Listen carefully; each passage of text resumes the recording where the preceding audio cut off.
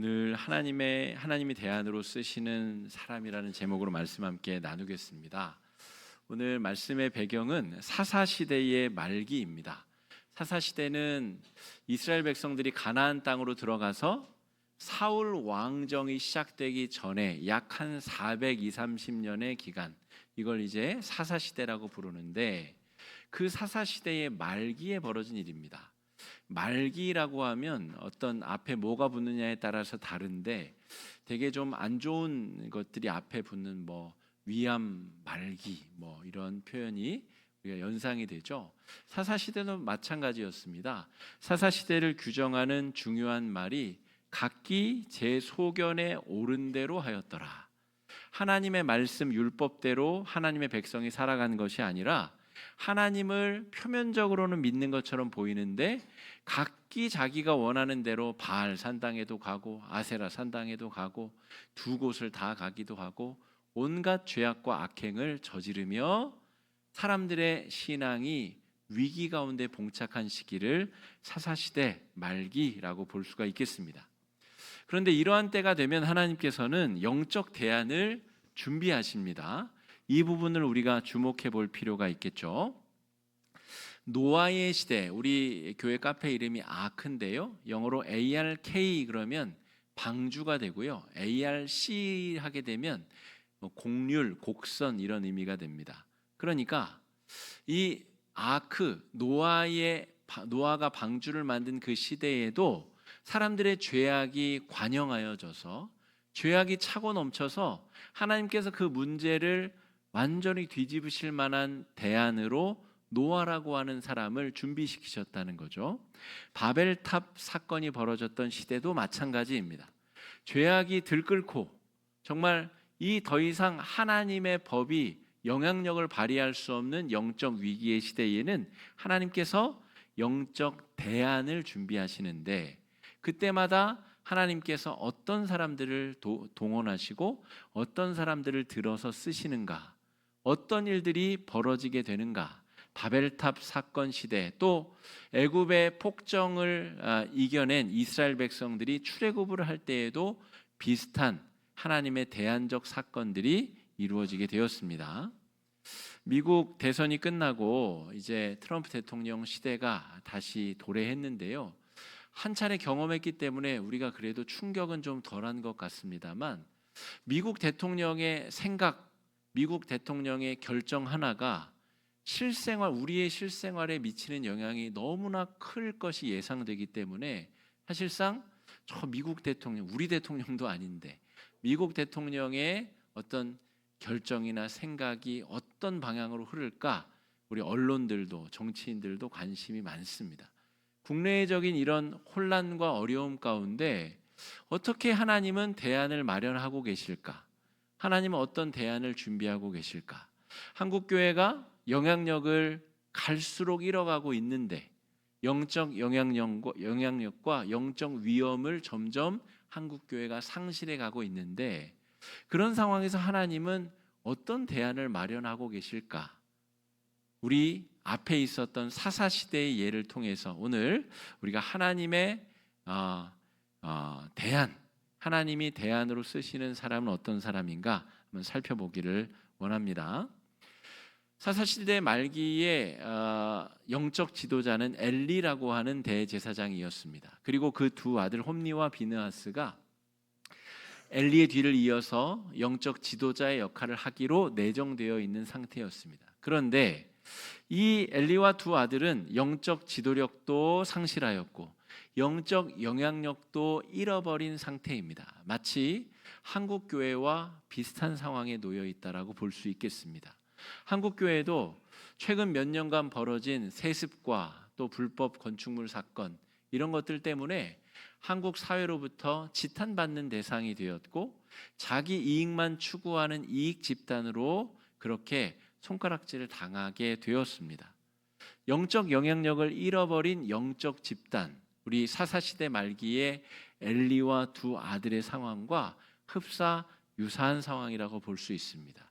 앞서 말씀드린 국내외적 어려운 상황 속에서 한국교회는 어떤 역할을 감당해야 되는가? 하나님께서 어떤 존재를 들어 쓰시는가, 어떤 존재를 들어서 대안적 회복의 역사를 이루어 가시는가, 우리가 오늘 말씀을 통해서 함께 좀 살펴볼 필요가 있습니다. 하나님이 대안으로 쓰신 인물들을 그냥 쉽게 열거해 보자면 노아, 요셉, 모세, 다윗과 같은 사람들입니다. 다 공통된 특징이 있는데 별 볼 일 없는 사람들이었습니다. 나중에는 위대한 영웅들로 거듭나지만 처음에 이들이 부름 받았을 때에는 모세는 살인자의 도망자였고, 노아는 별 볼 일 없이 그냥 산속에서 배를 만들던 그런 사람이었습니다. 120년간 배를 만들자 하나님께서 그를 들어서 위대한 이 영웅으로 만드신 거죠. 또 요셉도 처음에는 귀하게 자란 아들이었으나 10수년간을 감옥에서 또 노예로 그렇게 지냈었던 별 볼 일 없는 사람이었습니다. 다윗은 양치던 아버지의 모든 형제들 중에서도 가장 볼품없는 일을 하는 양치는 자가 바로 다윗이었습니다. 하나님께서 이런 사람들을 들어서 영적 위기의 시대에 하나님의 대안을 이루는 일꾼들로 삼으셨다는 거죠. 제가 설교 때마다 강조해서 말씀드리는 것이 있죠. 우리 교회는 작은 교회가 아닙니다. 우리 교회는 모이는 숫자로만 판단하고 평가할 수 있는 교회가 아닙니다. 여러분, 다 이런 맥락 속에서 드리는 말씀입니다. 우리가 어떤 신앙적 자세를 견지하고 있느냐에 따라서 하나님께서 약한 자를 들어서 강한 자를 부끄럽게, 여러분, 우리 지역의 큰 교회들이 여기 과거의 은성교회, 지금 치유하는 교회, 우리 교단에 속한 큰 교회들이 크게 쓰임 받을 때도 있지만 또 요즘 같은 때에는 큰 교회가 또 구설수에 올라서 또 하나님의 영광을 가리는 일들도 많이 벌어집니다. 여러분, 크고 작으냐로 하나님께서 쓰시느냐 안 쓰시느냐를 판단하고 결정할 수 없어요. 여러분 자녀들을 보실 때도 그렇고 교회 공동체 스스로를 보실 때도 그러합니다. 여러분, 우리는 그렇게 함부로 판단받을 존재들이 아닙니다. 오늘 사무엘, 아직 태어나지도 않은 사무엘의 어머니 한나의 사건을 오늘 주목하여 우리가 하나님께서 어떤 자들을 들어 쓰시는가, 특별히 영적 위기의 시대에 하나님의 대안은 어떻게 실행에 옮겨지게 되는가를 한번 잘 살펴보아야 되겠습니다. 사무엘상 1장 1절 말씀 한번 읽어보겠습니다. 시작. 에브라임 산지 라마다임 소빔에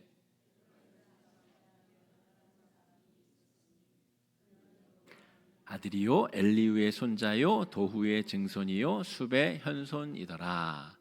역대상 6장에 사무엘의 족보 이야기가 좀 더 자세히 나와요. 그런데 레위족으로 나옵니다. 그런데 오늘 사무엘상 1장에는 에브라임 산지 라마다임 소빔에 있는 에브라임 사람 엘가나라고 나와요.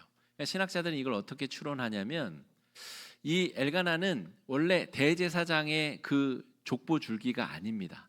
그 곁줄기로서 일반 레위인일 것이다 라고 추측을 하면서도, 그러면 왜 사무엘상에는 에브라임 사람이라고 나왔느냐, 그가 레위인으로서의 정체성을 잃었을 것이다, 혹은 평범한 촌부로 살아가면서 레위인이 아니라 에브라임 사람으로 살아가게 되었을 것이다, 이렇게 신학자들은 분석합니다. 레위인으로 말해도 이상할 것이 없고 에브라임 사람으로 말해도 이상할 것이 없는 사람이 바로 엘가나 그의 가정이다라고 하는 거죠. 그렇게 별 볼 일 없어진 사람, 이 엘가나에게는 두 아내가 있었습니다. 그리고 그 두 아내 중에 한 명이 나중에 사무엘의 어머니가 되는 한나이죠. 자, 오늘 사사시대의 본질은 하나님을 경외하는 마음을 잃어버리게 된 사람들, 이게 바로 사사시대의 본질인데, 하나님을 경외하는 마음이 붕괴되어져 버린 현장, 바로 그게 엘가나의 정체성과도 연결됩니다. 이게 레위 사람인지 레위 지파 사람인지 에브라임 지파 사람인지가 불분명해진 상황, 어느 지파에 속했다 해도 그냥 다 이해가 되는 상황. 조선시대에 이 붕괴가 일어나는 시점에 가장 두드러지게 벌어진 현상이 양반직을 돈 주고 사고 파는 일들이 횡행해지는 거죠. 그래서 싸우면서 이 양반아 저 양반아 할 때 그 양반의 가치가 확 떨어진 때가 있었습니다. 그것처럼 정체성이 모호해지고 하나님의 기름 부은 레위 지파의 그 정체성이 모호해진 상황, 그런 상황 속에서 하찮게 살아가고 있는 엘가나의 가정에 벌어진 일이다 할 수가 있겠습니다. 엘가나의 두 아내 중에서 아이를 낳지 못한 비운의 여인이 한나였습니다. 마치 라헬과 비슷한 케이스라고 볼 수 있죠. 그런데 이 한나를 오늘 성경이 뭐라고 묘사하고 있는가 한번 읽어보겠습니다. 6절입니다. 시작. 여호와께서 그에게 임신하지 못하게 하심으로 그의 적수인 브닛나가 그를 심히 격분하게 하여 괴롭게 하더라. 제가 우리 새가족 교육할 때에는 성경에 대해서 공부하면서 말씀을 드리는데요. 성경은 하나님이 받아 적으라고 불러줘서 사람이 받아 적은 게 아니라 그 사람이, 오늘의 경우에는 이제 사무엘과 사무엘의 이 제자들이겠죠. 그 사람들의 인식 수준과 세계관을 바탕으로 기록된 게 성경이에요. 그러니까 한나가 임신하지 못한 이유를 이 사무엘의 관점에서는 이렇게밖에 기록할 수 없었다는 것을 이해하셔야 됩니다. 요즘에 현대 산부인과 의학적 지식으로는 뭐 자궁 유착일 수도 있겠고 자궁 근종 때문일 수도 있겠고 여러 가지 이유로 난산 혹은 임신이 어려운 그런 육체일 수 있잖아요. 그런데 이 성경 시대의 사무엘의 관점으로는 하나님이 못하게 하셨구나. 그게 이스라엘 백성들이 장애인을 바라보는 관점, 질병을 바라보는 관점이 그랬다라고 하는 거죠. 지금 우리의 관점으로는 유치한 관점이지만 당시 사람들의 관점은 그럴 수밖에 없었다라고 하는 겁니다. 그러므로 하나님이 한나를 일부러 억지로 임신하지 못했다라고 본문을 해석할 수도 있겠으나 그거보다는 제가 말씀드린 그 관점으로 해석해 보아야 이 한나의 신앙이 꽃피게 되는 과정을 좀 더 명확하게 이해할 수 있습니다. 자, 자연 임신이 어려운 몸의 상태를 하나님의 징벌로밖에 이해할 수 없었던 당시 사람들의 세계관, 이것 때문에 브닛나라고 하는 이제 다른 부인이 한나를 괄세하기 시작합니다. 당시에 사람들이 임신 못하는 문제를 그렇게 이해했기 때문에 하나님으로부터 징벌을 받은 여인은 내가 골려먹고 약 올리고 내가 못살게 굴어도 괜찮다라고 생각했다는 거예요. 브닛나라는 사람이 그래서 한나를 못살게 굴었다라고 하는 겁니다. 브닛나는 자기는 자녀를 낳는 축복을 입었고 그것을, 그 귀한 에너지를 하나님 앞에 감사함으로 올려드리는 데 사용하지 않았습니다. 어리석은 여인이죠. 반면 한나는 누명을 쓴 거죠. 하나님이 나에게 벌을 내리셔서 내가 임신하지 못하는구나. 나는 복으로부터 버림받은 여인이구나. 이런 원통함을 가지고 자기 자신을 자해한다든지 자신의 삶을 망치는 데 에너지를 쓴 게 아니라 어떻게 썼죠? 하나님 앞에 철저하게 털어놓고 기도하는 에너지로 그것을 승화시켰다는 거죠. 여기서 한나와 브닛나의 운명의 길이 완전히 갈라지게 됩니다. 둘 중에서 누가 하나님께서 이 영적 위기의 시대에 하나님께서 대안자로 쓰실 것이냐, 한나를 선택하셨다고 하는 것입니다. 자, 10절 말씀 우리가 한번 같이 읽어보겠습니다. 시작. 한나가 마음이 괴로워서 여호와께 기도하고 통곡하며. 자, 한나가 마음이 괴로워서 여호와께 기도하고 통곡하였답니다. 마음이 괴롭고 환난이 있을 때 하나님 앞에 기도하러 나아가는 것이 당연한데 그렇게 당연한 귀결로 이어지기가 사실 쉽지가 않습니다. 일단 내가 찾을 대안들을 막 찾느라 정신이 없고 또 원망과 불평과 불만이 계속 차오르기 때문에 그것으로부터 내 마음을 진정시키고 하나님 앞에 나아가 기도하기가 사실상 쉽지 않다라는 거죠. 그 어려운 일을 지금 한나가 해내고 있습니다. 주님, 저는 왜 자녀가 없습니까? 왜 다른 사람들은 자녀를 갖는데 왜 나는 그 축복을 누릴 수 없습니까? 라고 하나님 앞에 통곡하며 기도하고 있다는 거죠. 여러분, 기도에 대해서도 잘 한번 생각해 보셔야 됩니다. 기도는 하나님 앞에 맡겨놓은 걸 달라고 하는 것이 기도가 아닙니다. 기도를 오해하시는 분들은 처음부터 끝까지 하나님 앞에 뭐 달라고만 하다가 끝나는 분들이 있는데 그건 기도의 어떤 한 부분에 불과한 것이죠. 또 어떤 분들은 하나님 앞에는 좋은 말만 해야 된다라고 오해하시는 분도 있어요. 그래서 기도를 시작하면 앞부분에 뭐 수사여구 미사여구만 한참 잔뜩 하다가 기도가 끝나는 분이 있습니다. 천지를 지으시고 우주 만물을 창조하시고 사랑으로 충만하시고 어쩌고 저쩌고 하다가 기도가 그냥 끝나는 경우가 있어요. 여러분, 그건 기도의 어떤 한 부분에 불과합니다. 기도의 본질은 내가 느끼는 바를 솔직하게 하나님 앞에 털어놓을 수 있는가, 하나님의 결정을 온전하고 순수하게 인정하고 받아들일 준비가 되었는가, 이것이 기도드리는 자의 태도이고 바른 기도의 자세입니다.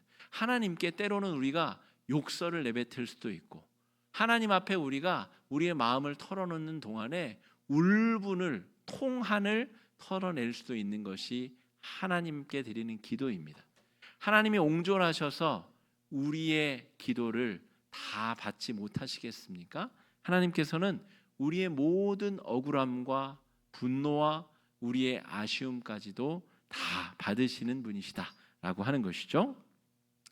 그런데 오늘 한나의 기도에서 발견할 수 있는 중요한 포인트는 무엇이냐면 위기의 상황에 기도를 드렸을 뿐 아니라 그 기도 드린 마음을 계속 유지했다는 것이죠. 이게 바로 하나님께서 한나를 사용하신 이유입니다. 자, 위급할 때 기도하지 않는 사람들이 있나요? 여러분, 11월이 되면 교회마다 새벽 예배 숫자가 늘어납니다. 제가 다닌 교회 모든 교회에서 그랬습니다. 새벽 예배 수능 때가 되면 자기 자녀들 또 손주 손녀들을 위해서 기도해야 되기 때문에 11월이 되면 기도하러 오는 분들이 숫자가 늘어나요. 근데 그게 그럼 12월, 1월에도 유지가 돼야 되잖아요. 수능이 끝나면 그 인원이 금방 또 사라지게 됩니다. 위급할 때 기도하는 것은 쉬운 일입니다. 그것조차도 안 하면 문제이지만 위급할 때 기도하는 것은 다 할 수 있는 일입니다.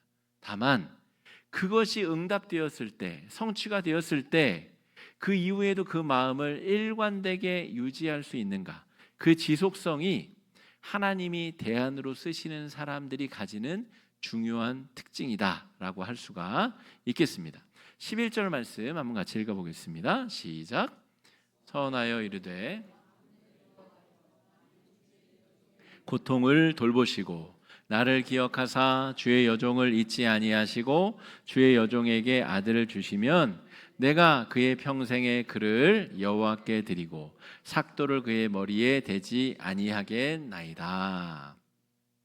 여러분, 실제로 한나는 사무엘이 젖을 떼자 성소에 사무엘을 데려다 놓습니다. 그때가 한 3-4살쯤 만 3-4살쯤 되었을 때인데 얼마나 예쁜 아들이겠어요. 그런데 그 아들을 약속을 하나님 앞에 지키고 하나님 앞에 온전히 드리게 됩니다.